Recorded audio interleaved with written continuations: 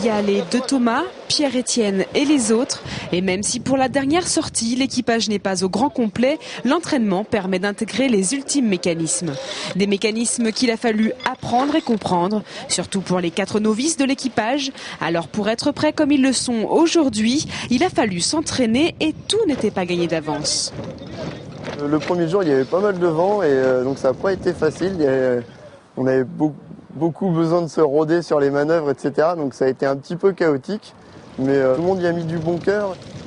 Et d'ailleurs, le deuxième Thomas de la bande y a mis tout son cœur. 2 mois après la première sortie, le petit débutant de l'équipage est donc un peu plus serein. Oui, les manœuvres commencent à avoir leurs automatismes, tant mieux, parce qu'on arrive près de l'échéance. Donc ça fonctionne pas trop mal.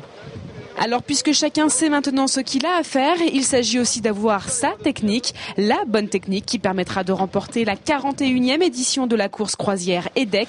Et à ce jeu-là, les Vendéens savent aussi ce qu'ils ont à faire.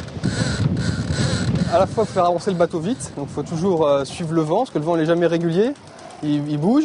Et en même temps, il faudra surveiller ses concurrents, donc il faudra essayer de s'adapter à eux, les suivre des fois, ou il faudra des tactiques pour pouvoir soit les masquer ou prendre leur vent. Donc il y a à la fois faire marcher le bateau, puis à la fois suivre les concurrents.